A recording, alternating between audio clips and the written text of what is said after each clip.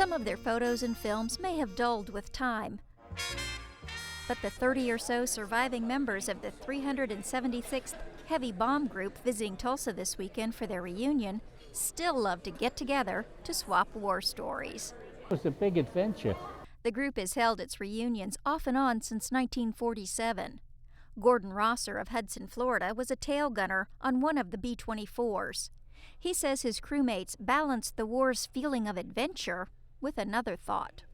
Of course, you always had to keep in the back of your mind that the bombs were live and their anti-aircraft was live, but we got through without a scratch on our crew. Not long after America entered World War II, the 376th set up camp in Libya to fly missions to bomb and disrupt Axis supply lines between North Africa and Italy. It was the first group to bomb continental Europe, and before the war ended, it had taken out targets in Italy, Austria, and Nazi Germany. In all, 451 missions were flown. From Libya, 91-year-old Holly Midgley of New Orleans flew 25 missions as a bombardier. The look was horrible.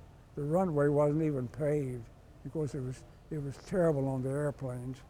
But we weren't there very long, and they moved us up on the beach at Benghazi, and that was just great. Charles Hobbs was a pilot. Even though his father has passed away, Kim Hobbs never misses these reunions. He says they allowed his father to come to terms with being a bomber pilot in World War II. But he declined to speak to anyone about his experiences, family included, until I got him in touch with this veterans group. And our first reunion that we attended was in 1995 in Kansas City. Each year, the 376th holds its reunion in a different city. It's an effort to gather together as many as possible while there are still members spry enough to travel and reminisce. But even when these men are gone, their service won't be forgotten. That's because the 376th is still an active unit. These days, its members fly missions over Afghanistan.